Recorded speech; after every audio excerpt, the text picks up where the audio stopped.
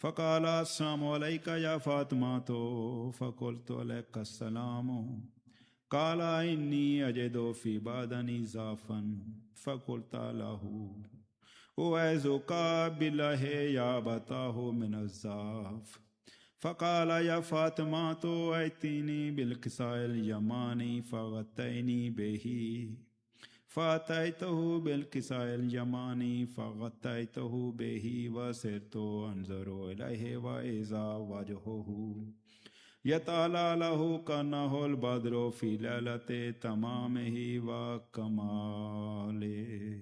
اللهم صل على محمد وآل محمد.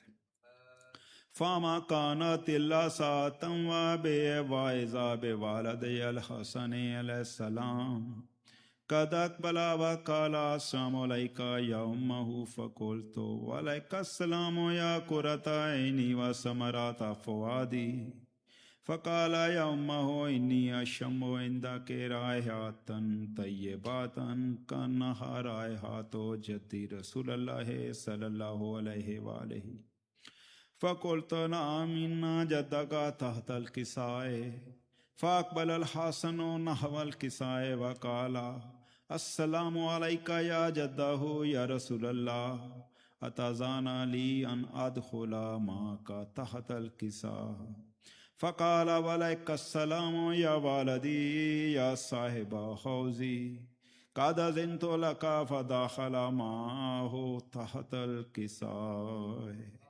اللہ صلی علی محمد وعلی محمد.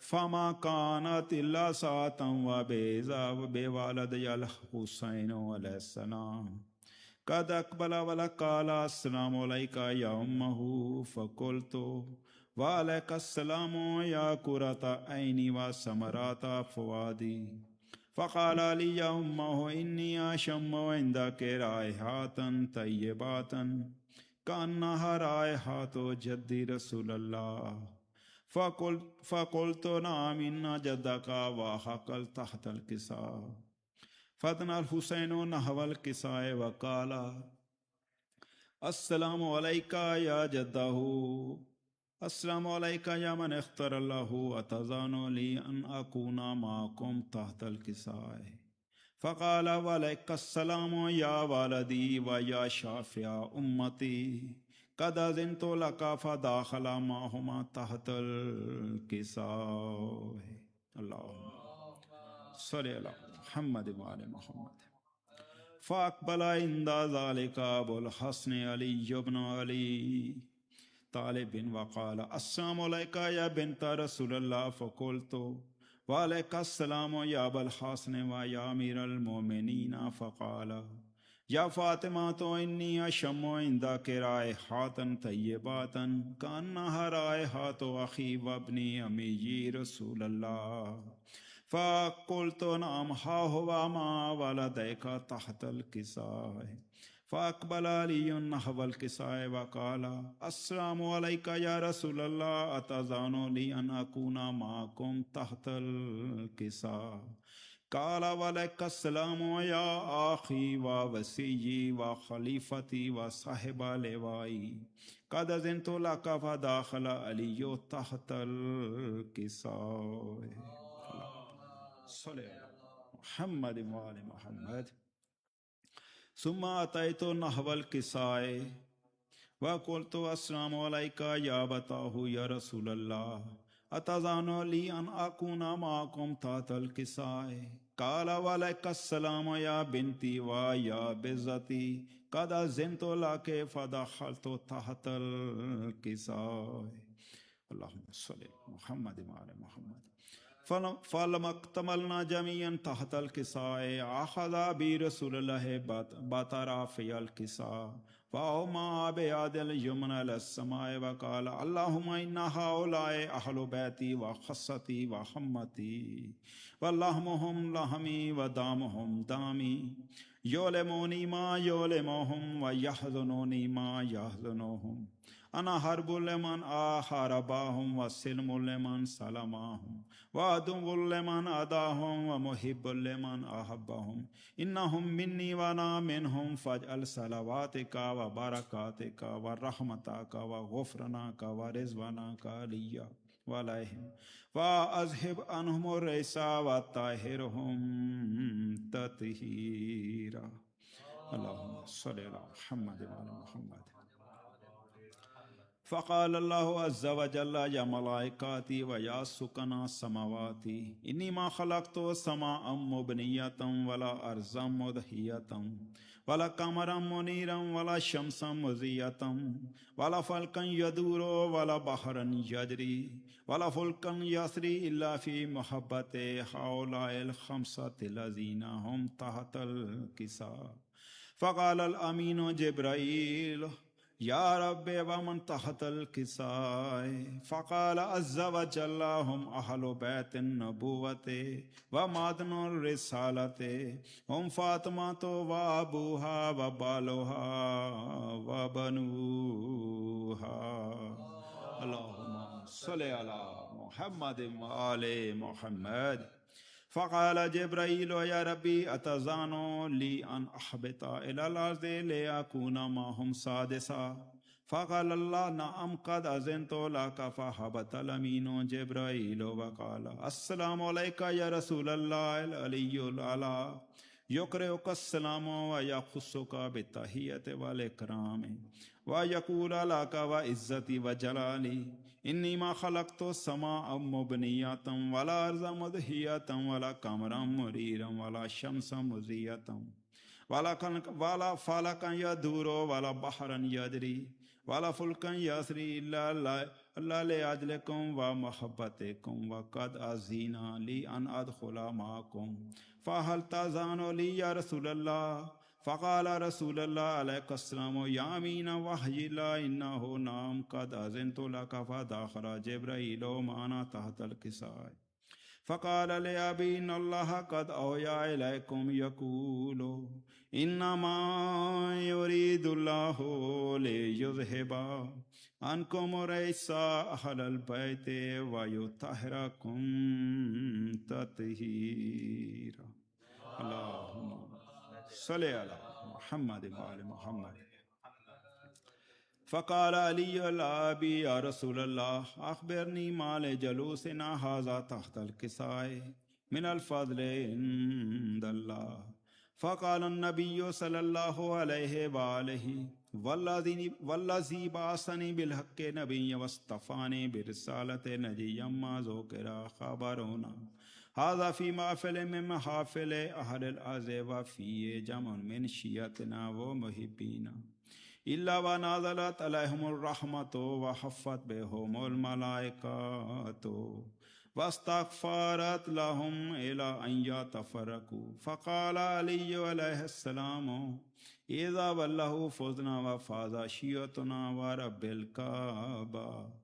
فقال أبي رسول الله صلى الله عليه وآله يا علي والذي بعثني بالحق نبي واصطفاني برسالة نبي ما ذكر خبرنا هذا في محفل من محافل آل الأرض وفيه جمع من شيعتنا ومحبينا وفيهم مهموما إلا وفرج الله هما ولا مغموما إلا وكشف الله غما ولا طالب حاجة إلا وقضى الله حاجتا.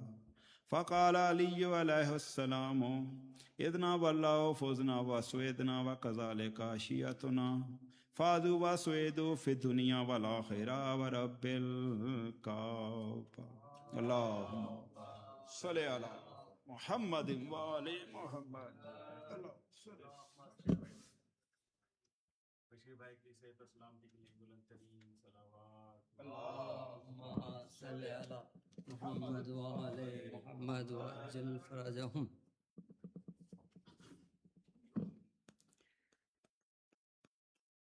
بارے دیگر صلوات. اللهم صل على محمد وآل محمد وعجل فرجهم. چند شعر ہیں مرثیہ امام جعفر صادق علیہ السلام کے حوالے سے پیش کرتے ہیں. جی سر کو پیٹو اہل عزا،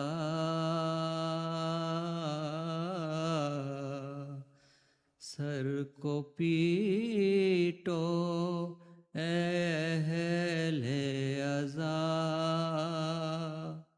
آج کاظم یتیم ہو گئے،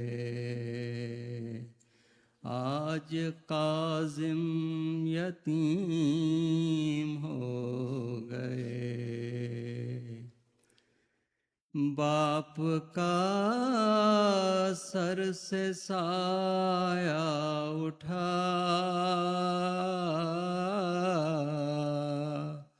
باپ کا سر سے سایہ اٹھا، آج کاظم یتیم ہو گئے، کیسی ظالم نے کی یہ جفا، غم زدہ فاطمہ کو کیا، غم زدہ فاطمہ کو کیا، رو رہے ہیں رسول خدا، رو رہے ہیں رسول خدا، آج کاظم یتیم ہو گئے، رو کے کہتے ہیں کاظم یہی، مجھ پہ کیسی مصیبت پڑی، چھٹ گیا مجھ سے بابا میرا، چھٹ گیا مجھ سے بابا میرا، آج کاظم یتیم ہو گئے، گھر میں جعفر کے آہو بکا کر رہے ہیں سبھی اقربا، کر رہے ہیں سبھی اقربا، گھر میں فرش عزا بچھ گیا، گھر میں فرش عزا بچھ گیا، آج کاظم یتیم ہو گئے، جو تھا باقر کا لخت جگر، فروا کا نور نظر، فروا کا نور نظر، دے دیا اس کو زہر دغا، دے دیا اس کو زہر دغا، آج کاظم یتیم ہو گئے، رو رہے ہیں امام زمان، کر رہے ہیں وہ آہو فغاں، کر رہے ہیں وہ آہو فغاں، کہ تنویر نوحہ تیرا آج کاظم یتیم ہو گئے، باپ کا سر سے سایہ اٹھا، باپ کا سر سے سایہ اٹھا، آج کاظم یتیم ہو گئے۔ صلوات بھیجا۔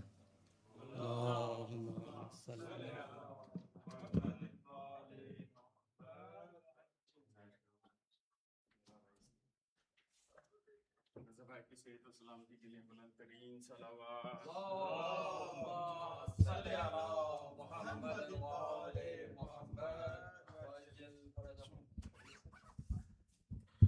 نعرہ تکبیر، نعرہ تکبیر، نعرہ رسالت، نعرہ رسالت، یا رسول اللہ، نعرہ حیدر، یا علی، نعرہ حیدر، یا علی، پر محمد وآل محمد بلند تر صلوات۔ اللہم صلی علی محمد وآل محمد۔ رحم اللہ من قرأ الفاتحہ۔ بسم اللہ الرحمن الرحیم، الحمد للہ رب العالمین الرحمن الرحیم مالک یوم الدین، ایاک نعبد و ایاک نستعین، اہدنا الصراط المستقیم صراط الذین انعمت علیہم۔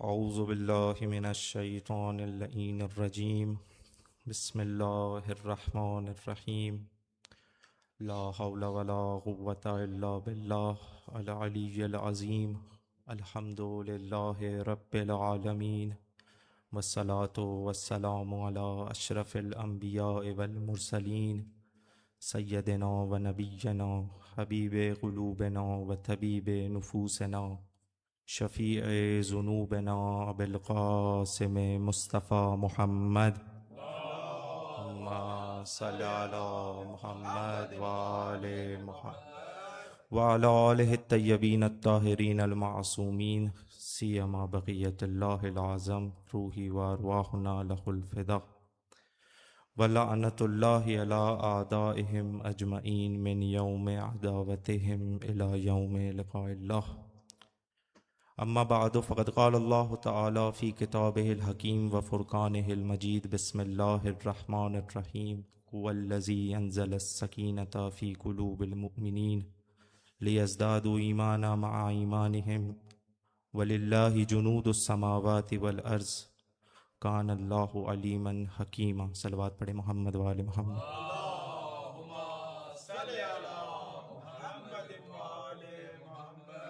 رب اشرح لی صدری ویسر لی امری عقدۃ من لسانی یفقہوا قولی۔ ایک مرتبہ پھر خداوند متعال کا شکر گزار ہوں کہ اس نے مجھ ناچیز کو آپ حضرات کے درمیان سخنرانی کا موقع فراہم کیا۔ آج کی یہ شب منسوب ہے امام ششم، اہل حق کے چھٹے امام، رئیس مکتب، امام جعفر الصادق علیہ الصلاۃ والسلام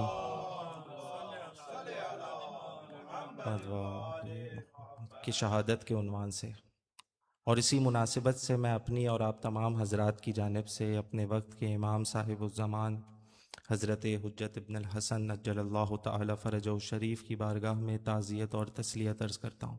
ایک مرتبہ درود پڑھیے گا محمد وآل محمد۔ اللہم صلی علی محمد وآل محمد۔ سلسلہ امامت میں آنے والے تمام ائمہ معصومین سے اگر حضرت حجت کو مثلا منہا کر دیا جائے تو ظاہری طور پر زندگی گزارنے والے یا سن و سال پانے والے، طویل ترین عمر پانے والے امام معصوم یہی بزرگوار ہیں۔ اب جب میں کہہ رہا ہوں کہ طویل ترین عمر پانے والے تو شاید کسی کے ذہن میں یہ بات آئے کہ 90 سال 100 سال زندگی گزاری ہوگی امام نے، مگر امت کا المیہ یہ ہے کہ طویل ترین عمر پانے والا امام بھی 65 سال کی عمر میں اس دنیا سے چلا جاتا، اور اس کے بعد پھر دیکھیں تو حضرت امیر 63 ایئرس، اور اس کے بعد اکثراً آئمہ 55 سال یا اس سے بھی کم کی عمر میں اس دنیا سے چلے گئے. آخر یہ کیا وجہ ہے کہ ایک کے بعد دیگری ہر امام شہید ہو رہا ہے؟ یعنی آپ ایک بھی امام ایسا نہیں دکھا سکتے کہ جو نیچرل ڈیتھ، مرگ طبیعی کی وجہ سے اس دنیا سے گیا ہو. یعنی سب کے سب یا تو تلوار سے یا زہر دے کر شہید ہوئے ہیں. حالانکہ شہادت باعث سعادت ہے، اس میں کوئی شک نہیں ہے، مگر میں یہ بات ساتھ اس لیے کہنا چاہ رہا ہوں کہ اگر شہید نہ بھی ہوتے تو ان کی فضیلت میں کوئی کمی نہ آ جاتی. لیکن شہادت اس بات پر دلالت کر رہی ہے کہ یہ سب کے سب اپنی تمام عمر حالت جنگ میں تھے، کیونکہ شہادت تو جنگ میں ہوتی ہے. یعنی اپنی ابتدائی زندگی سے لے کر آخر زندگی تک ہر وقت نبرد کی صورت میں تھے، جنگ کی صورت میں تھے. یعنی یہ جو ہم کہتے ہیں کہ جنگ کی صورت میں تھے، دشمن سے لڑ رہے تھے، یہ کس جنگ کی طرف اشارہ کرتے ہیں؟ ہاں، یہ وہ جنگ ہے کہ جو مثلا حضرت امیر کی سقیفائی والے لوگوں کے ساتھ تھی، کیا اس جنگ کی طرف اشارہ کر رہے ہیں؟ یا اس جنگ کی طرف اشارہ کر رہے ہیں یا مثلا جو ختمیہ مرتبت کی ابو جہل کے ساتھ تھی؟ یہ اس سے بہت پہلے کی جنگ کی طرف اشارہ کر رہے ہیں، کہ جس کی طرف خود قرآن کہہ رہا ہے کہ یہ جنگ کا آغاز بتا رہا ہے کہ یہ جنگ کہاں سے شروع ہوئی. تو قرآن کی آیات سورہ بقرہ کی آپ پڑھیں گے تو جب اس میں ابلیس نے تکبر کیا ہے اور خداوند متعال کا فرمان ماننے سے انکار کیا ہے اور سجدہ ریز نہیں ہوا حضرت آدم کے سامنے، اس جنگ کا آغاز، اس جنگ کا منشا وہ ہے. یہ جنگ کی شروعات وہاں سے ہوئی ہے. اب آپ اس میں دیکھیں، حضرت آدم سے کوئی مسئلہ نہیں ہے. یعنی وہ قرآن کی آیات بھی اس طرف اشارہ کر رہی ہیں کہ حضرت آدم سے کوئی مسئلہ نہیں ہے. خود خداوند متعال کہہ رہا ہے کہ تو نے میرا فرمان ماننے سے انکار کیا ہے. یعنی ابلیس مستقیماً خداوند متعال کے سامنے کھڑا ہوا ہے، خداوند متعال کا فرمان ماننے سے انکار کیا ہے. اور پھر اس کے بعد وہ آیات ہیں کہ مثلاً ایک روز معلوم تک کی مہلت دی گئی اور پھر وہ سلسلہ چلتا چلا گیا. اب ظاہر ہے یہ جنگ ہے تو اس میں سپاہی بھی ہیں. خداوند متعال کی جانب سے بھیجے گئے 1,24,000 انبیاء، یہ خدا کی طرف سے بھیجے گئے ہادی ہیں. خوب اس کے علاوہ مثلاً اولیاء اللہ بہت سارے ہیں، اور مخلصین خداوند متعال کی جانب سے بھیجے گئے مخلصین، یعنی خدا کے مخلص بندے، یہ سب خدا کی فورس ہے. اور سامنے ابلیس کی بھی فورس آ رہی ہے، مثلا جس میں ہم فرعون کا نام لیں یا مثلا ابو جہل تک جس کا بھی نام لیں اور آج تک کے یزید کا جس کا بھی نام لیں، یہ سب ابلیس کی فوج ہے اور وہاں رحمان کی فوج آ رہی ہے. اب اس بات کو سمجھنا ہے کہ یہ جنگ ہے کہ جس کی وجہ سے ہمارے ائمہ معصومین اس طرح سے حالت نبرد میں رہے، اس طرح سے حالت جنگ میں رہے، اور یہ کہ بعد دیگری شہادت کے مرتبے پر فائز ہوئے. یہاں تک کہ ایک مرتبہ وہ آیا ہے کہ خدا نے اپنی آخری حجت کو پردہ غیبت میں بلا لیا ہے. یعنی اگر آپ تاریخ دیکھیں تو حضرت حجت اگر غیبت میں نہ جاتے تو 100% شہید کر دیے جاتے. یہ میں اس لیے کہہ رہا ہوں کہ 100% شہید کر دیے جاتے کہ معاملہ بڑھتے بڑھتے یہاں تک پہنچ چکا تھا کہ حضرت حجت کی تولد سے پہلے، حضرت حجت کی پیدائش سے پہلے، یعنی آپ کے امام، آپ کے زمانے کا امام ابھی اس دنیا میں نہیں آیا ہے اور پہرے لگے ہوئے ہیں. امام حسن عسکری کے گھر پہ پہرے لگے ہوئے ہیں کہ کوئی حمل نہ ٹھہرنے پائے. یعنی اب آپ دیکھیں کہ شہادت، یعنی اس قدر وجود اقدس ائمہ معصومین لوگوں کے لیے محال ہو گیا ہے کہ وہ حکمران یہاں تک کہ بعد میں پیدا ہو کچھ کرے تو ہم شہید کریں، اس کا بھی انتظار نہیں کر رہا. یعنی ان کے گھر میں ولادت ہی نہ ہونے پائے کہ بعد میں کوئی مسئلہ ہو. یعنی یہاں تک یہ جو ہم کہتے ہیں کہ حضرت حجت کو پردہ غیبت میں کیوں بلا لیا گیا، اس وقت کے حالات پڑھ لیں تو ہر کسی کو یہی سمجھ آئے گا کہ اس وقت پردہ غیبت میں نہ بلایا جاتا تو شاید ہم حضرت حجت سے بھی ہاتھ کھو بیٹھتے. یہ وہ لاسٹ جسے ہم کہتے ہیں کہ مثلا قائم آل محمد، یہ حضرت حجت کا لقب قائم آل محمد بہت معروف لقب ہے. قائم آل محمد اسے کہتے ہیں جو قیام کرے. یہ لقب خاص نہیں ہے حضرت حجت کے لیے. یہ ساتھ ہم بہرحال مشہور لقب یہی ہے کہ حضرت حجت کے لیے ہے. مگر یہ لقب اگر امام باقر سے ایک نے پوچھا کہ قائم آل محمد کون ہے, تو امام باقر علیہ السلام فرما رہے ہیں کہ یہ میرا فرزند جعفر صادق قائم آل محمد ہے. یعنی اس وقت حالات یہ بن چکے تھے کہ امام صادق قیام کر سکتے تھے. پھر وہ سلسلہ چلتا چلا گیا.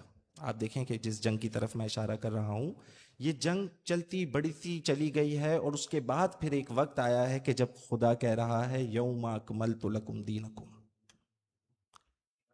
دس day I have perfected your religion, میں نے اپنا دین تمہارے لیے کامل کر دیا.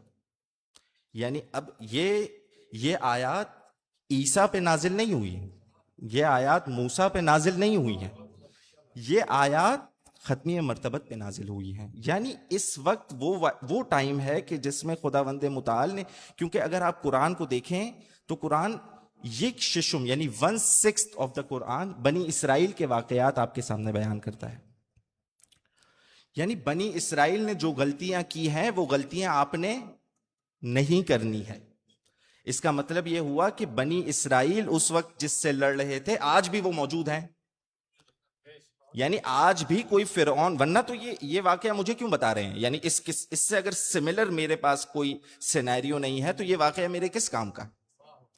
یعنی یقیناً آج قرآن میں یہ تمام آیات اس بات پر دلالت کر رہی ہیں کہ ہر وقت, کیونکہ قرآن کو ہم ایک زندہ معجزہ سمجھتے ہیں, یعنی آج بھی اگر آپ قرآن پڑھ رہے ہیں تو آپ سمجھیں یہ آپ پر نازل ہوا ہے, آپ پر نازل ہوا ہے یعنی آپ کے لیے نازل ہوا ہے. یعنی یہ اس قرآن کو پرانی کتاب سمجھ کے نہ پڑھیں کہ مثلا 1400 سال پہلے ختمی مرتبت پہ یہ قرآن نازل ہوا ہے, بس یہ میں پڑھتا ہوں اس کا ثواب ملے گا 100 مرتبہ اس آیت کی تسبیح نکالنے سے. یہ سب اپنی جگہ ہے, میں اس کی نفی نہیں کر رہا, مگر میں کہہ رہا ہوں کہ آج جب پڑھیں تو سمجھیں کہ آج بھی کوئی فرعون موجود ہے, آج بھی کوئی سامری موجود ہے کہ جو سامری لوگوں کو بہکا رہا ہے. بس ہمیں وہ غلطیاں نہیں کرنی ہے جو بنی اسرائیل نے کی. بنی اسرائیل کے ساتھ جو آزمائشیں ہوئی ہیں ان کے پاس کوئی سابقہ موجود نہیں تھا. یعنی بنی اسرائیل کو نہیں بتایا تھا کہ تم سے پہلے ایک فلاں بنی آئی تھی, ایک فلاں امت آئی تھی, ان کے ساتھ ایسا ہوا تھا, تم یہ غلطیاں نہ دہرانا. نہیں, اس لیے ان کا حساب کتاب الگ طریقے سے کیا جائے گا. آپ کو تو بتا دیا ہے, آپ کی آزمائش زیادہ سخت ہے, آپ کے پاس نمونہ موجود ہے. اگر سیم غلطی کی تو پھر یہ اس طرح سے ہے کہ اوپن بک ایگزام آپ کے ساتھ ہو رہا ہے اور آپ اس میں بھی فیل ہو جائیں. یعنی آپ وہی غلطیاں دہرائیں جو بنی اسرائیل دہرا چکے ہیں. تو آپ کے ساتھ آپ کی آزمائش اس سے بہت زیادہ سخت ہے. خوب ختمی مرتبت کے جانے کے بعد اسی مقام پر ظاہراً افراد وہی ہیں, تو میں تکرار کرتا چلوں کہ بیان کیا تھا کہ حضرت امیر سے, ایک مرتبہ درود پڑھیے گا محمد والے محمد صلی اللہ محمد. حضرت امیر سے امامت چھیننے میں کوئی کامیاب نہیں ہوا ہے, بلکہ میں کہوں کہ جناب امیر سے امامت چھین ہی نہیں سکتے تھے. یہ کیوں کہہ رہا ہوں میں کہ امامت چھین ہی نہیں سکتے تھے؟ کیونکہ ہمارا عقیدہ ہے امامت منصوص من اللہ ہوتی ہے, اور وہ چیز کہ جو خداوند متعال کسی کو دے دے وہ کوئی بشر, کوئی آدم, کوئی انسان اس سے نہیں چھین سکتا. یعنی حضرت امیر کی تمام تر فضیلتیں اگر ہم گننا شروع کریں تو بے شمار فضیلتیں ہیں. کچھ بیان کرتے ہیں, مثلا شجاعت, کوئی چھین سکتا ہے علی ابن ابی طالب سے شجاعت؟ نہیں. کیا کوئی علی ابن ابی طالب سے قسیم النار والجنہ ہونا چھین سکتا ہے؟ نہیں. کیا کوئی علی ابن ابی طالب سے انا مدینۃ العلم وعلی بابھا فضیلت چھین سکتا ہے؟ نہیں چھین سکتا. یعنی کوئی بھی فضیلت ایسی نہیں ہے کہ جو علی ابن ابی طالب سے چھینی جا سکتی ہے, یا میں کہوں کہ انہوں نے چھیننے کی کوشش بھی نہیں کی, کیونکہ وہ خود بھی جانتے ہیں. کیوں؟ کیونکہ ان کا سرگنا ہم نے بیان کیا کہ ابلیس ہے. وہ خود جانتا ہے کہ یہ فضیلتیں ہیں کہ جو چھینی نہیں جا سکتی. ہاں البتہ ایک فضیلت ہے کہ جو علی ابن ابی طالب سے چھینی جا سکتی ہے. وہ فضیلت جسے میں فضیلت کہہ رہا ہوں وہ حق کے حکمرانی ہے. اسے خود میرے مولا فضیلت نہیں سمجھتے البتہ, لیکن ایک چیز جسے میں کہوں کہ جو علی ابن ابی طالب سے چھینی جا سکتی تھی اور جو چھینی گئی ہے وہ حق کی حکمرانی ہے. کیوں حق کی حکمرانی چھینا گیا؟ کیوں حق کی حکمرانی چھیننے میں کامیاب ہوئے؟ کیونکہ اس میں دو ستون ہیں، دو پلرز ہیں. حکمرانی میں دو چیزوں کی ان دو چیزوں کے علاوہ حکمرانی نہیں بنائی جا سکتی، امام اور امت. امام تو ہم نے بیان کیا کہ خدا کی جانب سے ہے. امت ایک ایسی چیز تھی کہ جس میں تصرف ممکن تھا. کس کا تصرف ممکن تھا؟ ابلیس کا تصرف ممکن تھا. بس اس نے وہی کام کیا ہے کہ اس نے امت کو بہکایا ہے. اور کس قدر بہکایا ہے آپ دیکھیں کہ ہم نے ایام فاطمیہ میں اس چیز کو ڈسکس کیا تھا کہ سب کے سب چھوڑ کر چلے گئے، حالانکہ جس کے پاس جو بھی وجہ تھی. کوئی ڈر گیا، کوئی لیٹ اٹھا. یہ بھی آئے تھے جوابات، کہا آپ دیر سے آئی ہیں، ہم تو بیعت کر لی، ہمیں تو پتہ ہی نہیں تھا کیا چل رہا ہے.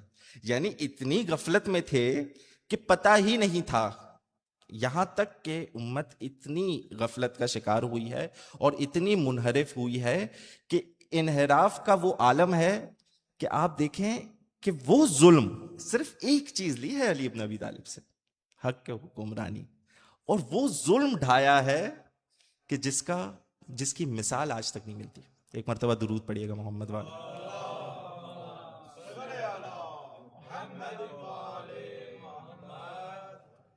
دیگر سلامہ.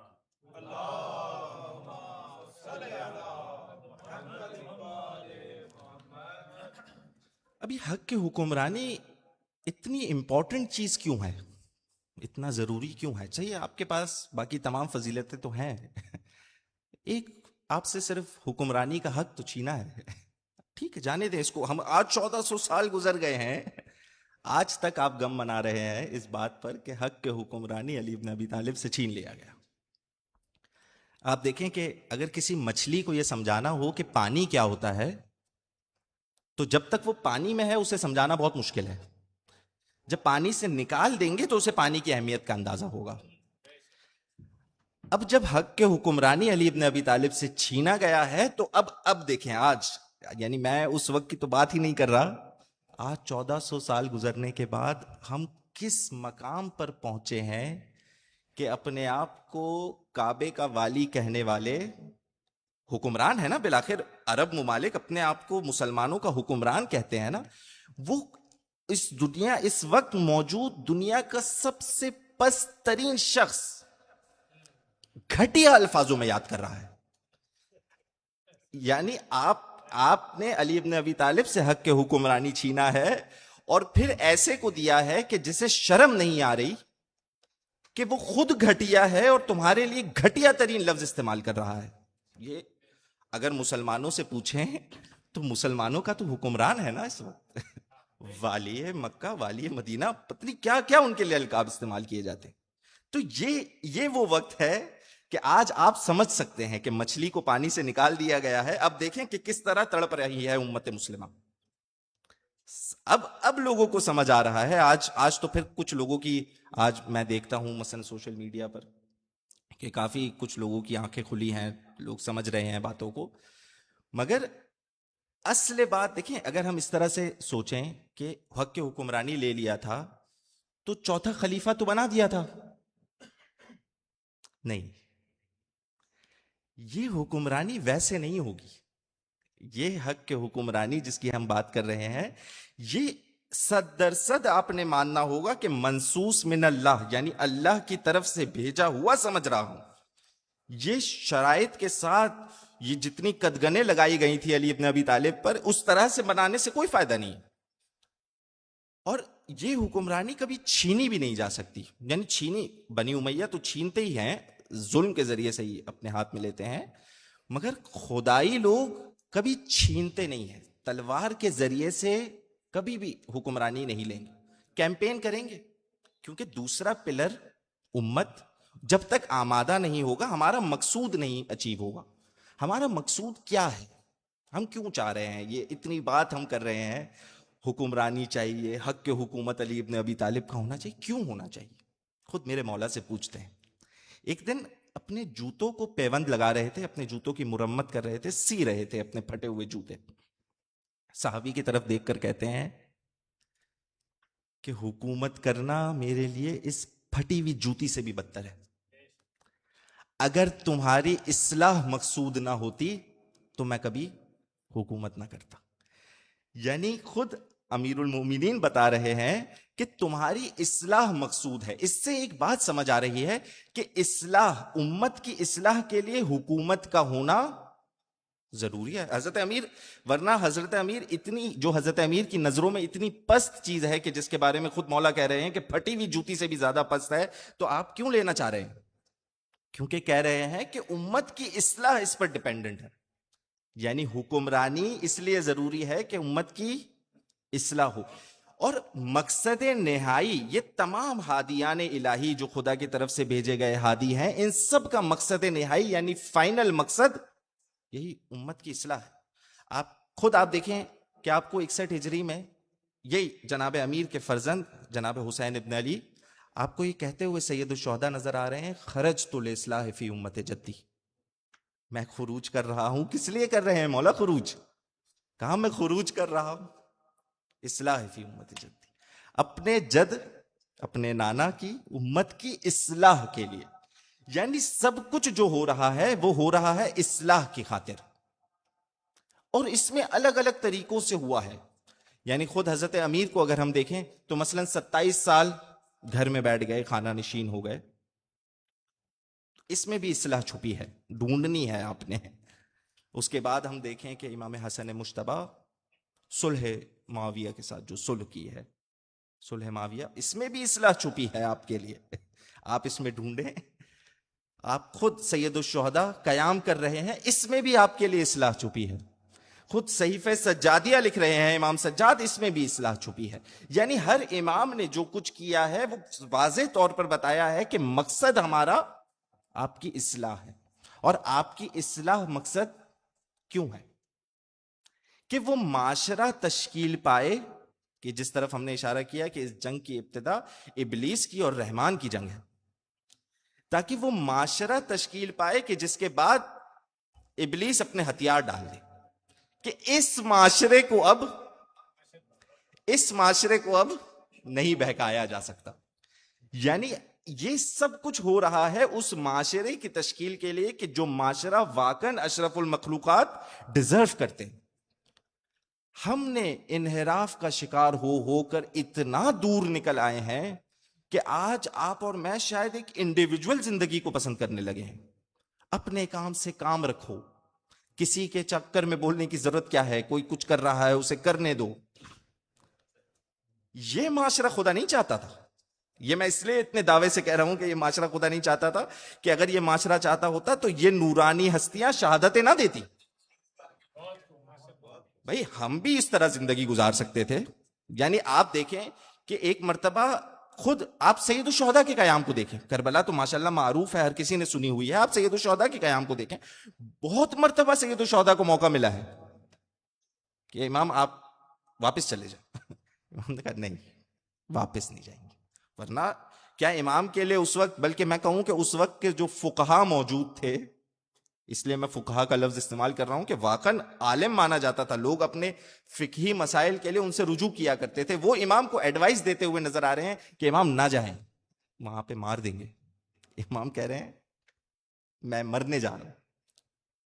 یعنی واقعاً امام نے اس طرح سے لوگوں کو بلایا ہے کہ میرے ساتھ چلو حتمن مارے جاؤ گے، اور جو ساتھ نہیں چلے گا وہ کبھی کامیاب نہیں ہوگا.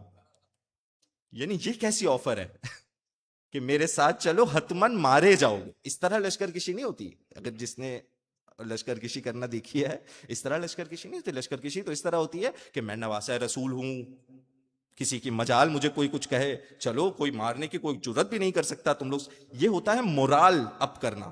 لیکن اس وقت یہ مورال کی ضرورت نہیں تھی. وہ 72 چاہیے تھے، وہ لوگ چاہیے تھے کہ جن کے سامنے وائٹ وائٹ ہو، بلیک بلیک ہو، کلیئر بالکل، حق و باطل کی پہچان کر لی. اسی وجہ سے یہ دیکھیں کس طرح سے چیدہ چیدہ افراد امام حسین نے سلیکٹ کیے ہیں کہ کہہ رہے ہیں کہ مجھے وہ صحابی ملے ہیں کہ جو میرے بابا کو نہیں مل پاتا. یعنی مولا نے ایک بھی وہ شخص نہیں چھوڑا ہے کہ جس کو مولا سمجھتے ہوں کہ یہ یہاں آنے کا ڈیزرو کرتا ہے. آج وہ 72 کے 72 شہدائے کربلا آج ہم جب نماز کے بعد ان پر سلام بھیجتے ہیں. یعنی ہم نے وہ ٹائم، وہ وقت آپ دیکھیں کہ اس طرح سے امام نے لوگوں کو جمع کیا ہے کہ اس وقت اگر تھوڑا سا اپنے احساسات کو سائڈ پر رکھ کر بندہ سوچے، شاید بہت سخت تھا اس وقت امام حسین کا ساتھ دینا. امام حسین کے ساتھ یعنی حتمن مارے جاؤ گے. میں اس بات کو درک نہیں کر پاتا اگر آج نہ دیکھتا کہ کوئی امت ہے جو واقعاً اس طرح سے کھڑی ہے. یعنی جب دشمن کہہ رہا ہے میں کنفرم یہاں میزائل ماروں گا، کنفرم یہ جگہ ہے یہاں پہ ماروں گا، یہ بچوں کو لے کر وہاں کھڑے ہو جاتے ہیں. یہ بہت مشکل کام ہے. یہ آپ کو شاید سننے میں بہت آسان لگ رہا ہے، یہ واقعاً بہت مشکل کام ہے. مرنا بہت مشکل کام ہے، اتنا آسان نہیں ہے. پھر یہ وقت گزرتا چلا گیا. خوب بنو امیہ نے حکومت کی. پھر ایک تاریخ کا یو ٹرن 61 ہجری کو ہم کہتے ہیں کہ تاریخ نے واقعاً پردہ اٹھایا ہے. امام حسین کی قربانی عظیم نے پردہ اٹھایا ہے.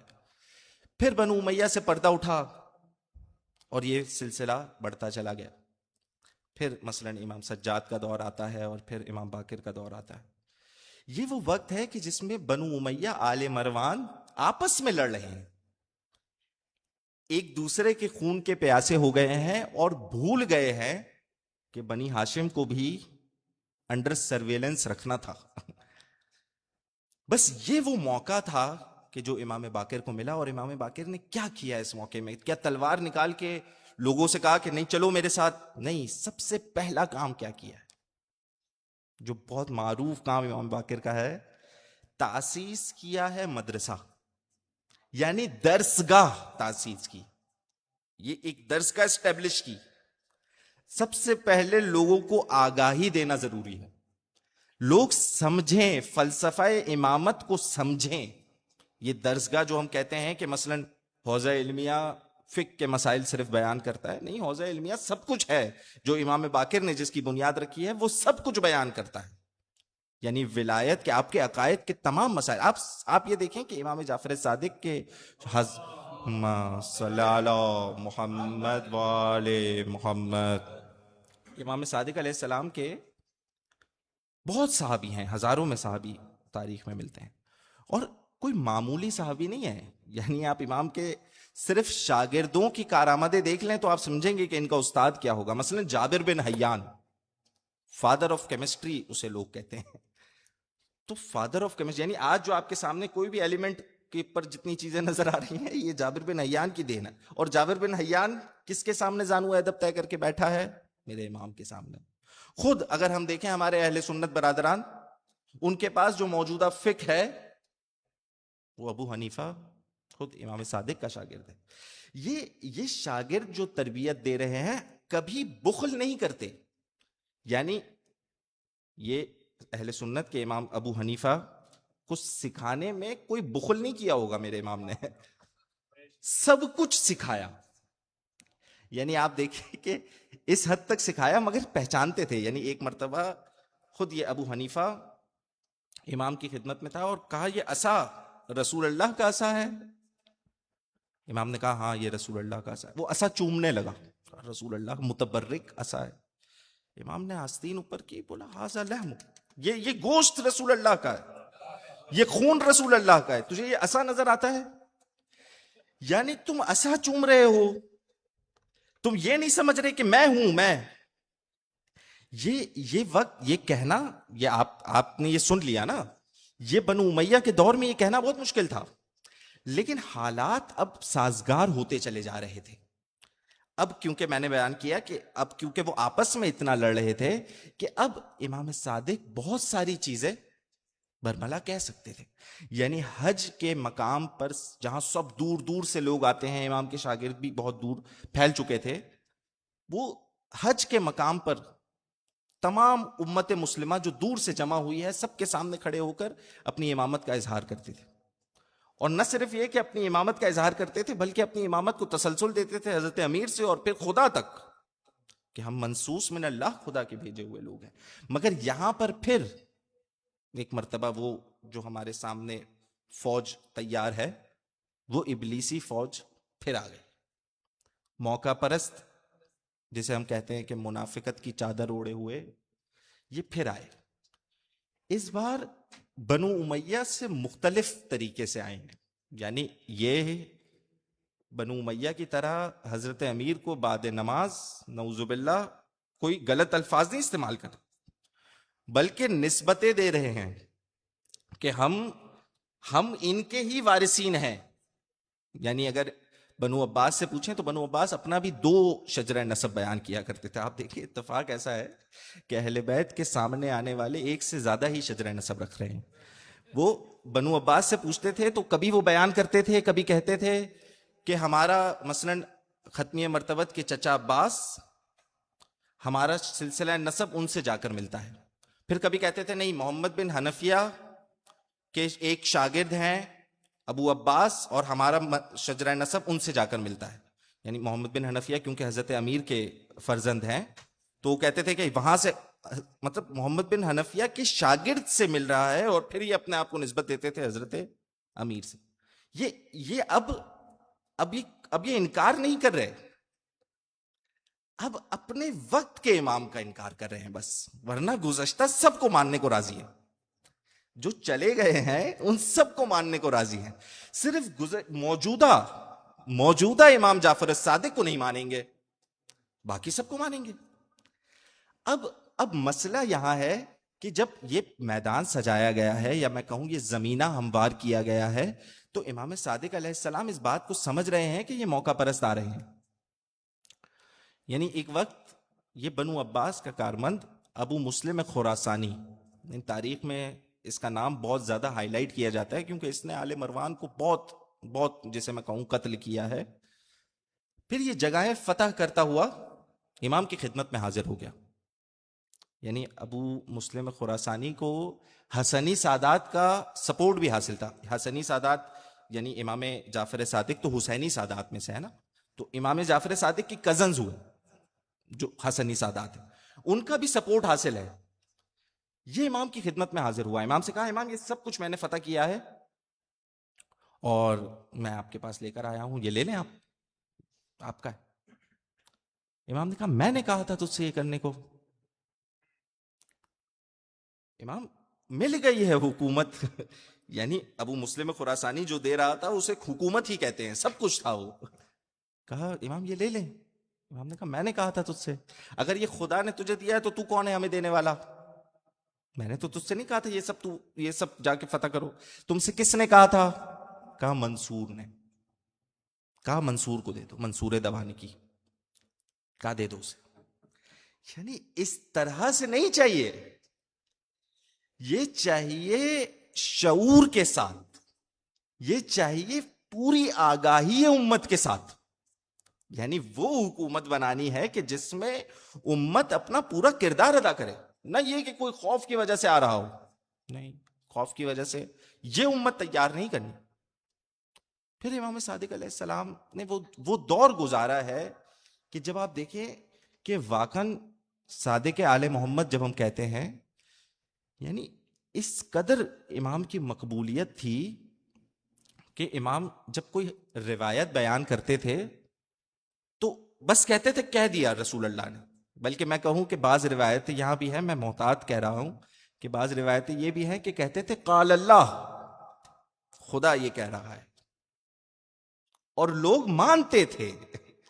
یعنی اتنا اپنا علمی معیار کو بلند کیا تھا، یا اتنا اپنا سٹیٹس بنایا تھا کہ کوئی یہ نہیں کہہ سکتا تھا کہ یہ جو کہہ رہے ہیں وہ غلط ہو سکتا ہے. یعنی شبہ بھی نہیں ہے. قال صادق یعنی سچے نے کہا ہے، یہ وہ سچا ہے کہ جس نے کہا ہے بس اس کے بعد بات ختم ہو گئی. یعنی یہ وہ امام صادق ہیں کہ اس قسم اس لیول پہ وہ اپنا رتبہ، یا میں کہوں کہ اپنی ایک پاپولیرٹی لوگوں کے سامنے ثابت کر چکے ہیں.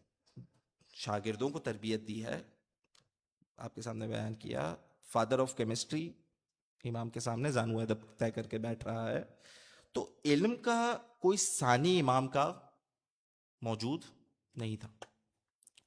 یہ منصور دوانکی، یہ بات اتنی اسے چبھتی تھی، یعنی دیکھیں آپ کی فضیلتوں سے ہی اگلے کو بغض ہوگا.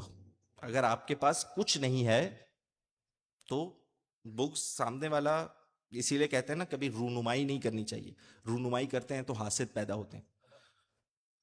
تو آپ کی فضیلتیں اتنی زیادہ تھیں، امام کی فضیلتیں اتنی زیادہ تھیں کہ منصور ہر وقت پریشان رہتا تھا، کیونکہ ایک خود تو جانتا ہے نا کہ میں غاصب ہوں، چاہے کوئی اور مانے نہ مانے، وہ تو جانتا ہے نا کہ میں غاصب ہوں، اور میں غاصب ہوں تو حق کس کا ہے؟ حق امام صادق کا ہے، وہ جانتا ہے اس بات.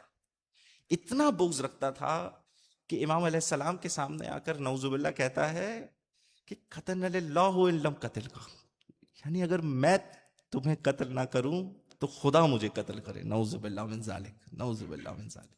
کسے کہہ رہا ہے؟ خدا کی حجت کو کہہ رہا ہے. یعنی اتنا غصہ ہے اس کے دل میں، اتنا بغض ہے اس کے دل میں کہ وہ اب وجود اقدس امام سے پریشان ہے. یعنی بارہا اس طرح ہوا ہے کہ آپ دیکھیں ایک دفعہ امام کو بلاتا ہے اور کہا کہ علم میں تو کوئی مقابلہ نہیں ہے، امام کا علم میں تو کوئی ثانی نہیں ہے. بڑے بڑے عالموں کو بلا کر اس نے مباحثے کروائے ہیں، اور بڑے معروف، آپ نے اکثراً سنے ہوں گے اس لیے میں اس طرف نہیں جانا چاہ رہا. بہت معروف امام کے مناظرے بہت معروف ہیں، اور معروف بھی ہیں اور زیادہ بھی بہت ہیں، یعنی بہت کیے ہیں امام نے مناظرے. تو ایک مرتبہ بلا کر کہتا ہے کہ علمی باتیں تو بہت ہو گئیں، تیر اندازی کرتے ہیں آج. اب اس نے کہا کہ یہ جو بندے ہمارے یہاں بھی اس طرح ہوتا ہے نا کہ جو زیادہ پڑھنے لکھنے والا ہوتا ہے وہ ذرا سپورٹس میں پیچھے ہوتا ہے. کہا کہ اس میں یہ وہ میدان ہوگا کہ جس میں ہم امام صادق کو شکست دے دیں گے. بہرحال امام نے کہا یہ بچپنا ہے، عالم میں اپنے الفاظوں میں کہہ رہا ہوں، یہ بچپنا ہے، یہ کیا کرنا چاہتے ہیں. بہرحال تیر اندازی میں بھی امام، اس میں تو کوئی شبہ ہی نہیں ہے کہ امام کو کوئی شکست دے دیتا. اور پھر امام جاتے ہوئے یہ کہتے ہیں کہ بچپن میں تمرین کیا کرتے تھے ہم اس چیز کی، یہ جو تمہارے لیے ابھی ایک تمغہ امتیاز ہے کہ تم بہت بڑے تیر انداز ہو، یہ بچپنے میں کیا کرتے تھے ہم، اس کی ہم پریکٹس بچپنے میں کیا کرتے تھے، یہ تو کھیل ہے ہمارے لیے جو تم ہمارے سامنے لے کر آئے. دیکھیں اب وہ زمانہ آ گیا ہے کہ تقریباً 90 سال بنی امیہ نے حکمرانی کی، 90 سال. اس کے بعد یہ 200 سال سے زیادہ کی ہے انہوں نے. یہ جو منافقت کی چادر اوڑے آئے ہیں 200 سال سے زیادہ حکمرانی کی ہے. آج ہم دیکھتے بھی ہیں کہ ہمارے پاس امام صادق علیہ السلام کے بعد سے، مثلا امام کاظم کے دور سے اور پھر اس کے آگے مثلا مخصوصاً امام علی النقی تک آپ کو بہت کم تاریخ مل رہی ہے. تاریخ دیکھیں تو تاریخ میں اکثراً جو ہے نا وہ انسان بچ بچ کے چل رہا ہوتا ہے، یہ ٹھیک ہے، یہ ٹھیک نہیں ہے، یہ بات ہے بھی نہیں ہے. یہ کیوں ہے؟ کیونکہ جب بنو امیہ چلے گئے تھے تو ان کی حقائق تو بیان کرنے کے لیے بنو عباس کا تو موضوع یہی تھا بتاؤ کہ بنو امیہ کتنے خراب تھے اور اپنی بات چھپاؤ. تو کیونکہ اتنے سال حکومت کی ہے تو ہر مورخ اس کے ہاتھ بندھے ہوتے تھے، ہر قلم قید میں تھی. تو اس لیے ہمارے پاس تاریخ میں بہت ساری چیزیں بنو عباس کے دور کی نہیں مل پاتی. خود اس میں امام کی شہادت کے حوالے سے بھی بہت ساری چیزیں ہیں جو ہمارے پاس، جسے میں کہوں کہ شاید اس کی چین موجود نہیں ہوتی. حالانکہ واقعات ٹکڑے ٹکڑے آپ کو مل جائیں گے مگر اس کی چین نہیں موجود ہوتی. بہرکیف یہ زمانہ امام علیہ السلام نے گزارا ہے. اس کے بعد مثلاً ہم یہ بنو عباس کا دور ہی جو ہم دیکھ رہے ہیں، بنو عباس کے دور میں ایک خاص بات یہ ہے کہ لوگوں کی امام سے چاہت بھی بہت ہے. یعنی سب سے بڑا جنازہ ائمہ علیہ السلام میں سب سے بڑا تشییع جنازہ خود امام جعفر صادق کا ہوا ہے، کیونکہ اس میں ظاہر شاگرد آپ کے اتنے سارے موجود تھے، آپ کے چاہنے والے لوگ آپ کو پہچانتے تھے، موجود تھے. مگر امام کی مظلومیت کم نہیں تھی. امام نے جو وقت گزارا ہے، اب میں مصائب کی طرف نہیں آنا چاہتا، لیکن واقعاً یہ جو ہم ایک لفظ ایک جملہ بار بار کہتے ہیں کہ لا یوم یومک ابا عبداللہ، یہ جملہ امام صادق کا دیا ہوا جملہ ہے. امام صادق نے بتایا ہے کہ کس طرح سے میرے جد حسین پہ گریا کرو. یہ امام صادق نے. یہ جو عزاداری آج ہم کر رہے ہیں یہ طفیل ہے امام صادق علیہ السلام کا. یہ آج تک دیکھیں ہمارے ائمہ نے ہر وہ موقع اس حالات میں کہ جب امام کے اوپر بہت، یعنی میں کہوں کہ جب عباسی آ گئے ہیں نا، یہ منصور دیوان کی جب حکمران بن گیا ہے تو بہت مشکل وقت ہے امام پر، کیونکہ اب یہ وہ ہے کہ 3 سے 4 مرتبہ تو اس نے امام کے گھر کو آگ لگائی ہے. یعنی اب امام کے پاس وقت، امام کو خود سمجھ آ رہا ہے کہ اب وقت کم ہے، تو امام نے وہ کام کر دیا کہ تا روز قیامت، آج اگر امام جعفر صادق نہ ہوتے تو آج ہم تک شاید اس کا عشر عشیر بھی نہ پہنچ پاتا جو پہنچا ہے وہ خود بہت کم ہے. اگر امام نہ ہوتے تو وہ بھی نہ پہنچ پاتا. یہ وہ وقت گزارا گیا ہے. پھر یہ منصور دیوان کی ایک وقت ایسا آتا ہے کہ اب امام کو شہید کرنے کا منصوبہ بنا رہا ہے. امام کے گھر میں آگ لگائی گئی. میں نے آپ کے سامنے بیان کیا 3 مرتبہ امام کے گھر میں آگ لگائی گئی. رات کا وقت تھا کہ جب امام کے گھر میں آگ لگائی گئی ہے، امام اپنے گھر سے باہر آئے ہیں، خادمین موجود ہیں، آگ بجھا رہے ہیں. امام مٹی پر بیٹھے دیکھ رہے ہیں. راوی پوچھتا ہے امام کیا دیکھ رہے ہیں؟ یقیناً امام کو یاد آ رہا ہوگا وہ شام غریبہ کا منظر کہ جب ایک خیمے سے دوسرے خیمے بیبیاں ننگے سر جا رہی ہیں. واہ حسینہ، واہ حسینہ. یہ وہ وقت ہے کہ امام اپنے فرزند سے کہہ رہے ہیں کہ آگ بجھاؤں کیسے میری مادر، جناب زہرا کے دروازے کو آگ لگی تھی. یعنی امام کی آنکھوں کے سامنے وہ کون سے مناظر آ رہے ہوں گے آپ تصور کریں.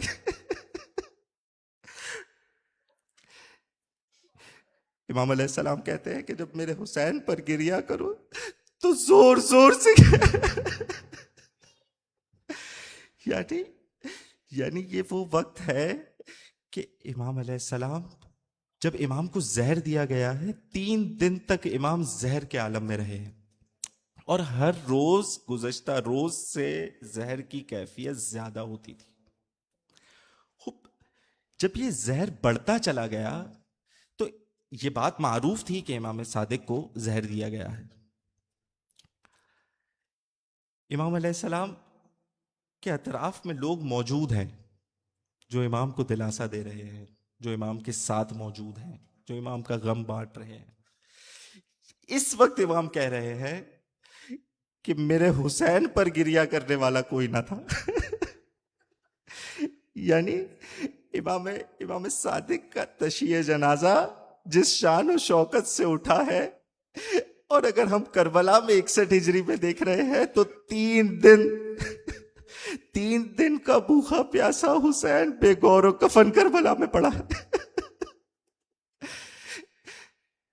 یعنی جب امام حسین علیہ السلام اپنے آخری ایام میں جب وقت آخر وداع لینے کے لیے خیمے میں داخل ہوئے ہیں تو جناب زینب سے کہہ رہے ہیں کہ اب میں جا رہا ہوں، مجھے وہ کرتا لا کر دو کہ جو میری ماں نے سیا تھا. یعنی جناب زہرا نے ایک کرتا امام حسین.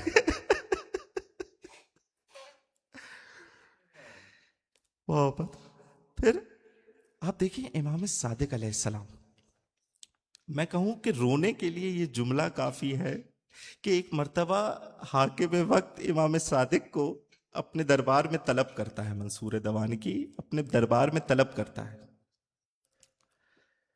یہ خود مصائب کا جملہ ہے کہ اپنے دربار میں حاکم وقت امام معصوم کو طلب کر رہا ہے. جب ملازم پہنچتا ہے دربار سے تو امام دروازہ کھولتے ہیں. امام سے کہہ رہا ہے کہ آپ کو حاکم نے دربار میں طلب کیا ہے. امام نے کہا کیا اجازت ہے کہ میں اپنا امامہ رکھ لوں سر پر؟ کہا نہیں. اسی وقت چلے. تمام ملازمین گھوڑے پر موجود ہے، آپ کا امام پیدل جا رہا. یعنی یہ حقارت دکھانا چاہتا ہے. یہ منصور اس قدر اس کے دل میں بغض ہے کہ یہ امام صادق کو حقیر محسوس کروانا چاہتا ہے. لیکن دیکھیں کہ جب امام صادق پر یہ سارے ظلم و جور ہو رہے ہیں، اس کے باوجود بھی امام صادق علیہ السلام کہہ رہے ہیں کہ لا یوم یومک ابا عبداللہ، میرے جد حسین کے جیسا دن کسی کا دن نہیں ہے. آخر اس دن ایسا کیا ہوا ہے؟ مصائب دیکھیں. آپ شہادت سے گھبرانا، اس گھرانے نے شہادت کو سے گھبرایا کبھی بھی نہیں ہے.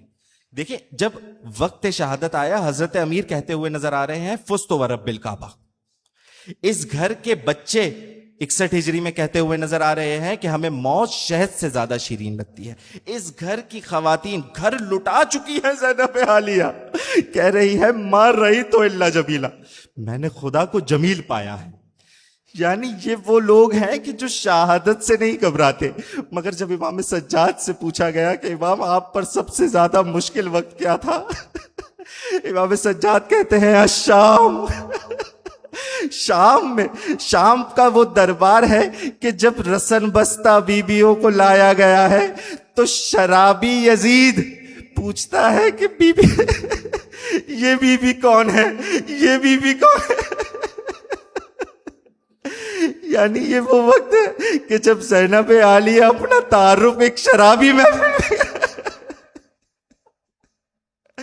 الا لعنت اللہ علی القوم الظالمین فسیعلم الذین ظلموا ای منقلب ینقلبون. بہر الہ تجھے واسطہ محمد و آل محمد کا ہماری اس قلیل سی عبادت کو اپنی بارگاہ میں قبول و مقبول فرما. منتظمین محفل، حاضرین محفل، سامعین محفل کی تمام تر مشکلات کو حل فرما. بار الہ تجھے واسطہ ہمارے رہبر شہید کے پاک خون کا اس جنگ میں ایران کو فتح یاب نصیب فرما. یہ ظالم وقت اس وقت سرکش ہو چکا ہے. بار الہ تجھے واسطہ اس مصائب کا اپنے آخری حجت کا ظہور. بار الہ اپنے آخری حجت کے ظہور میں تعجیل فرما. ہمیں ان کے اعوان و انصار میں شمال فرما. تقبل منا انک انت السمیع العلیم وتب علینا انک انت التواب الرحیم. ماتم حسین.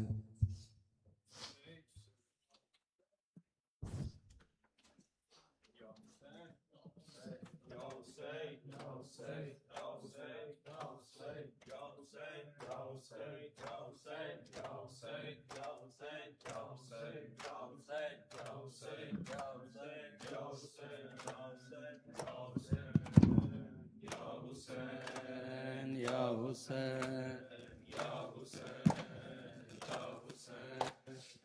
حسین یا حسین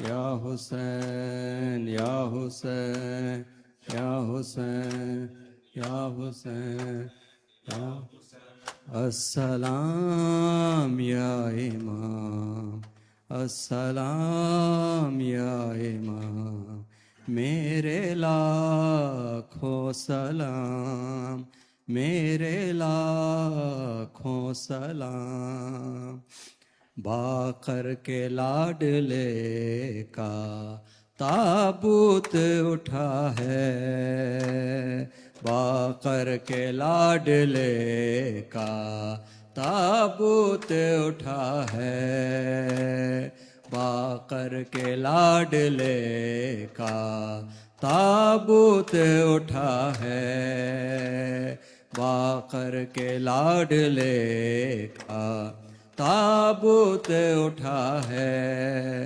بتلاؤ مسلمانوں بتلاؤ مسلمانوں کیا اس کی خطا ہے، کیا اس کی خطا ہے، باقر کے لاڈلے کا تابوت اٹھا ہے، باقر کے لاڈلے کا تابوت اٹھا ہے۔ قربا سے مودت کی تفسیر ہے کیسی، لکھی ہے تم نے ظلم کی تحریر یہ کیسی، کیا خوب دیا تم نے، کیا خوب دیا تم نے، رسالت کا صلہ ہے، رسالت کا صلہ ہے، باقر کے لاڈلے کا تابوت اٹھا ہے، باقر کے لاڈلے کا تابوت اٹھا ہے۔ فرمان محمد کو ہے کیوں تم نے بھلایا، کیوں احمد مرسل کو ہے تم نے رلایا، کی تم نے محمد سے، کی تم نے محمد سے یہ کیسی وفا ہے، یہ کیسی وفا ہے، باقر کے لاڈلے کا تابوت اٹھا ہے، باقر کے لاڈلے تابوت اٹھا ہے۔